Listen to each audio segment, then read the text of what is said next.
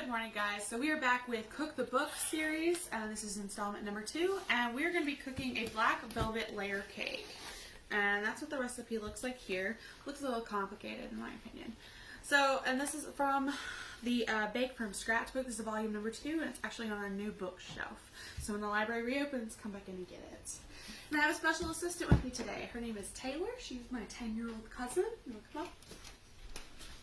And she's going to help me make the cake today. She loves to bake, so we're going to do that. So I've already mixed my dry ingredients off camera. So, and these consist of 2½ cups of all-purpose flour, 1½ cups of granulated sugar, 1/2 cup of firmly packed light brown sugar, 1 cup of unsweetened dark cocoa powder, 1½ teaspoons of baking soda, 1 teaspoon of baking powder, 1/2 teaspoon of kosher salt. And I've already mixed my wet ingredients together too, which is 3 eggs, 1 cup of vegetable oil, and 1 cup of coffee. Yes, there's coffee in this cake. There's also sour cream in this cake. And speaking of this cake, my friend Jessica, who is the teen coordinator at the library, I made this cake for her cutting cake for her wedding. And she's very excited to get to eat it again. Alright, Taylor, would you like to help me whisk? Do you want to whisk that? Do you know how to whisk? I think. You think? That's close enough. You're fine. So I'm just going to whisk these ingredients together, and the recipe then says to pour the wet ingredients into the dry ingredients, which is what we are going to do. Alright. Okay. So then I'm going to mix this together. And I'm going to mix this together with a hand mixer off screen. Okay, so we've mixed our batter, and you can see this is a really thick batter. My mixer kind of had a hard time doing it, so don't be alarmed. It's supposed to be like this. That's what sour cream is for. So we're actually going to put half of this little 16-ounce thing of sour cream in here, and so I'm just using this measuring cup because that's all I'm going to use for sour cream. For this sour cream is baking purposes. So that is 1/2 cup of sour cream. It seems gross, I know, but that's what the recipe calls for, and honestly, it's worth it. Alright, and we're also going to put, after I get this in there, we're going to improvise. There we go. Oh, it's big. Let's use a different measuring cup to get it out. Alright. And the next thing we're going to do is we're going to put the vanilla in. And I will be right back. Alright, so Taylor's going to measure out 1/2 teaspoon of vanilla to put in here. Be careful, okay? Alright. Okay. And then we're going to take it over to the mixer again to mix all of this up.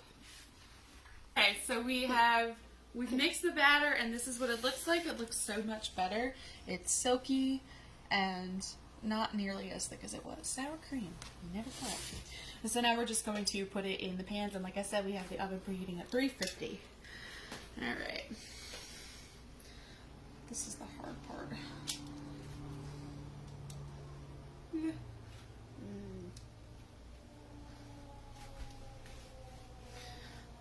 I might be doing a baking show, but I honestly really suck at baking. That's a lie. Thank you, Taylor.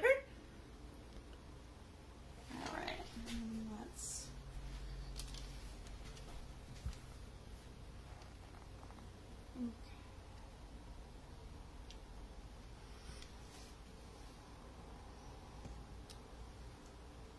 Three. Alright, so we've divided our batter and we have tapped them to remove the air bubbles. There's parchment paper underneath, and these are all oiled, ready to go. And these are going to go in the oven for 20 to 25 minutes. And when we pull them out, we're going to let them cool in their pans for 10. And we'll be right back.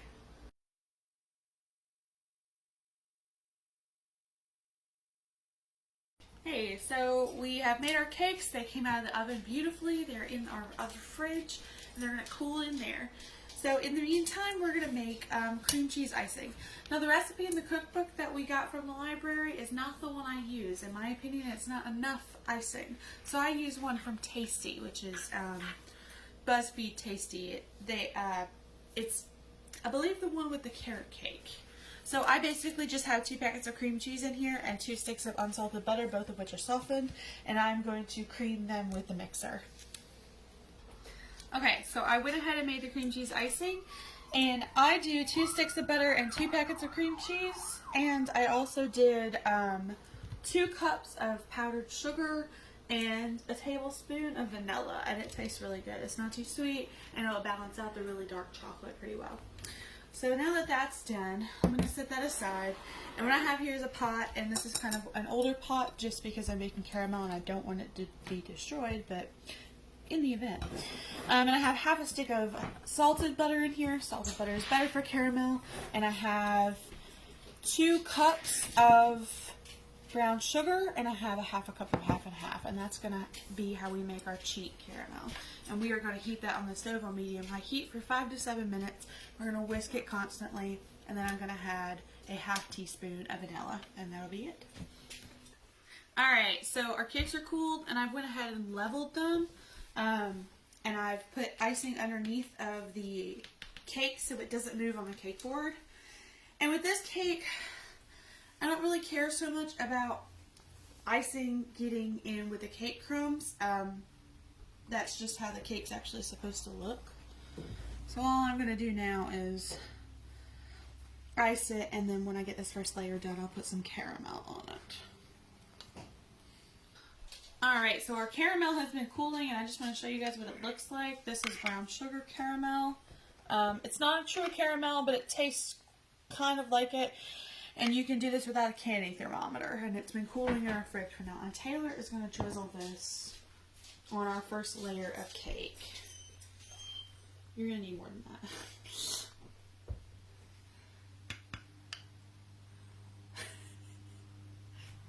Like this. Big scoop? Oh. Yeah.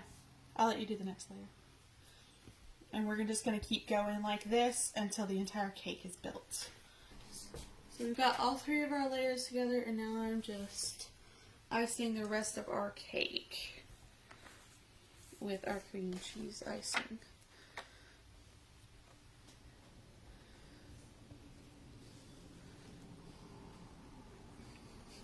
Okay, so this is our finished cake, all iced and ready to go. And what we're going to do is we're going to crumble a little bit of our leftover cake on top of it. I'm going to let Taylor go ahead and crumble that in small pieces. Good job. That's a bit too big. That's okay. Get it all over the top. That way we're not wasting so much cake. Okay, and we'll clean up the excess. Okay, and I'm going to drizzle some more of our caramel sauce on top. Now, doesn't that look tasty? Thank you for your help, Taylor. Alright, I hope you guys really like this episode of Cook the Book while we are in quarantine. I hope you guys are able to make this. And if not, you can check out the cookbook when the library opens back up again. Thank you very much. Bye. Here's a tip. What you can do, when on the top of the cake, you can eat it. Bye.